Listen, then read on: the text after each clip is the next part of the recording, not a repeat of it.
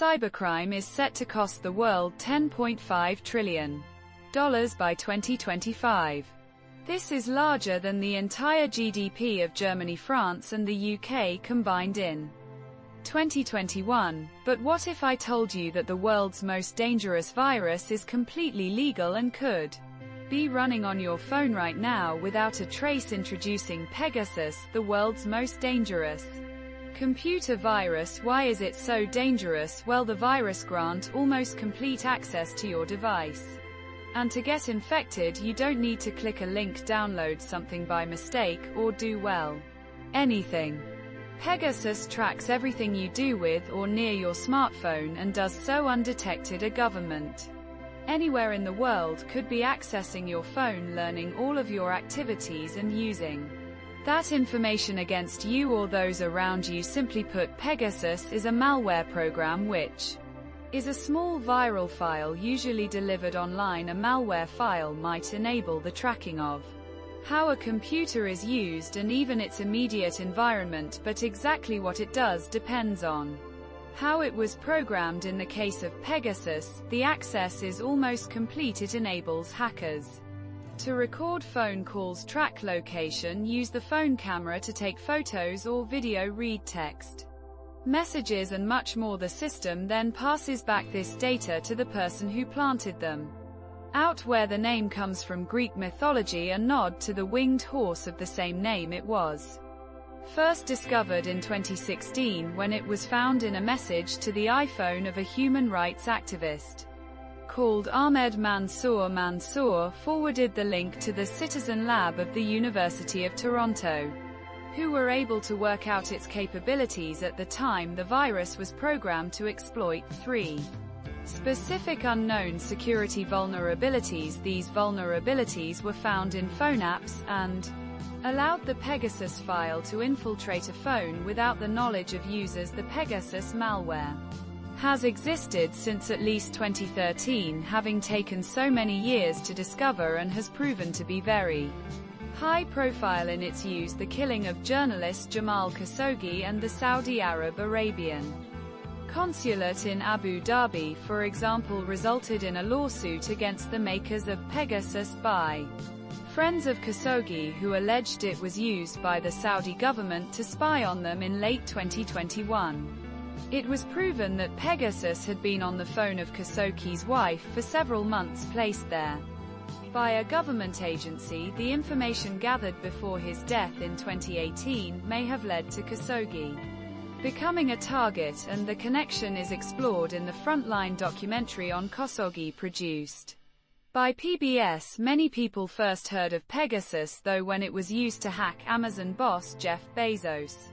In 2018, the same year Khashoggi died, the Bezos hack is likely connected to WhatsApp messages exchanged with Saudi Prince Mohammed bin Salman, who Bezos's Washington Post had been critical of. The hackers had access to Bezos's phone for months, as well as compromising his business privacy. The hack also notably led to the destruction of Bezos's marriage. This was after leaked texts publicly revealed his affair with reporter Lauren Sanchez. The reason Pegasus is a particularly dangerous example full of this kind of spying is that it is sold specifically to governments, often for millions of dollars, made by the Israeli NSO group. The purpose officially is to track and trace terrorists and their activities. However, in practice, the way Pegasus is used is suspected to often be quite a lot more underhand. Since its introduction, Pegasus has gone through several versions, each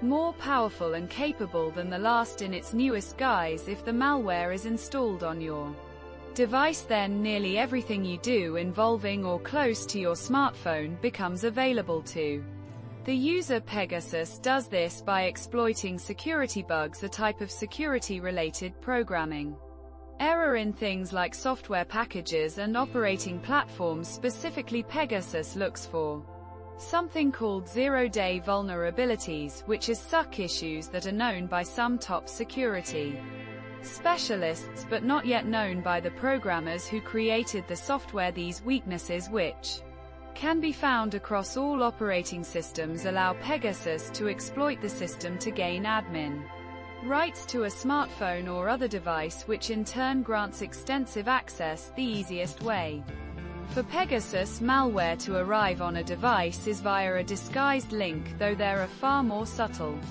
methods too. At one stage, for example, a security issue meant that simply making a call to a device via FaceTime on the iPhone allowed Pegasus to install itself. That security glitch, thankfully, has now been fixed, but new ones are always being filmed when a government wants to make use of a program like Pegasus. It is nearly impossible to prevent, to the point that some security experts simply recommend throwing out a smartphone as the best solution, or of course not carrying a smartphone at certain strategic times to allow for privacy. Others suggest removing a camera from the device or other functionality that poses a clear security risk. A more practical, if incomplete, solution is key, keeping a smartphone fully up to date, which helps limit the security gaps that Pegasus can operate through as companies learn of them. Remember though that Pegasus often targets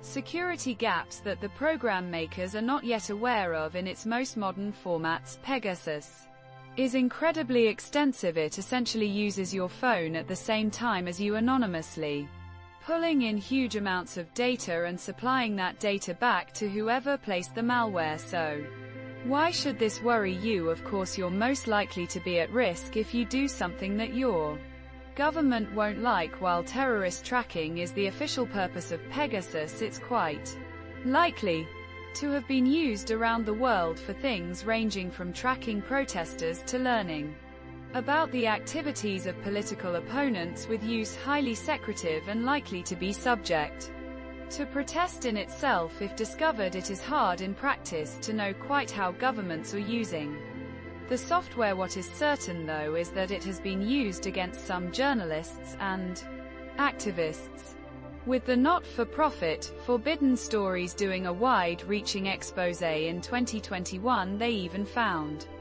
that relatively modern states like Hungary and Poland have abused the software, while another investigation uncovered 10 other states using the malware, including India, Mexico, and Morocco. In fact, research done by Amnesty International found 50,000 specific targets, including 180 journalists from 20 countries. They included journalists with CNN, Al Jazeera, the Financial Times, and the Wall Street Journal. That's likely the tip of the iceberg. After all, it would be a bit naive to think the Amnesty report caught everything, while the average person might feel their data isn't worth stealing. And in comparison to journalists and politicians, perhaps it isn't. It's also true that data is now used in everything from advertising to monitoring behavior, so everyone's data has some value. While there is certainly something to be gained commercially in tracking the average person on the street, and due to its very nature, nobody, including its makers, likely knows quite how widespread Pegasus actually is. It is, though, thought to still be in the hands of governments alone, which is somewhat reassuring when you think how its wider use could be abused. One of the best efforts to work out just how common the malware is was by the Pegasus Project, which saw major media organizations from around the world investigate the malware. Over 80 journalists from publications including the Wall Street Journal, The Guardian, and Le Monde spent months working on Amnesty International's list of 50,000 phone numbers and trying to establish its accuracy. They were able to link many of the phone numbers concerned to the Pegasus spyware. Despite this, Pegasus makers denied a connection. This is an attempt to build something on a crazy lack of information, they said. There is something fundamentally wrong with this investigation. They also claim that the list has nothing to do with us. In fact, despite Pegasus's abuse, the NSO Group consistently defend the software in the same way they say that they provide authorized governments with technology that helps them combat terror and crime. Naturally, your feelings about Pegasus's use might depend on the extent of your trust of various national governments, but the More skeptical experts point out that as well as the NSO Group, app producers have a degree of responsibility here. They are after all providing the apps that have security vulnerabilities to so many mobile devices. Experts feel tech companies' rewards for finding such vulnerabilities are not enough to compete with the black market values of the same information. Apple, for example, top out their bug bounty at $200,000, while the black market value of some bugs could be in the millions. As it has developed, Pegasus has expanded the amount of information that can be accessed, has expanded to and even includes access to Wi-Fi passwords through a device of version that targets Android phones has been found and dubbed Chrysaor after Pegasus's brother in the Greek myth.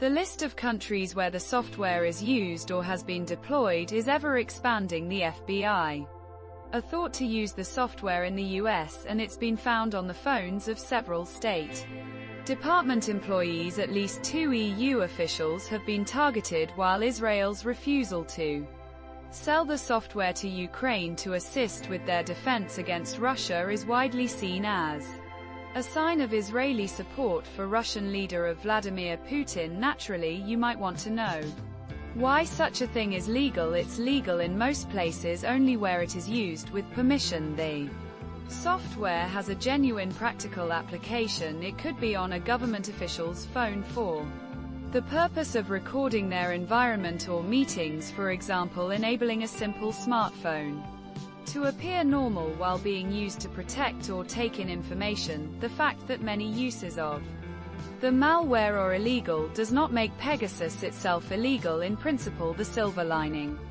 to the story is that Amnesty International has come up with a way of detecting Pegasus. The tool is explained thoroughly on the Amnesty International website and is definitely worth considering for anyone with serious worries. The tool copies the entire contents of a phone onto a computer and then examines it for signs of Pegasus. Some level of computing knowledge is helpful, but not necessary. At the end of the day, Pegasus is a scary reminder that our private information isn't as private as we might like to think it is.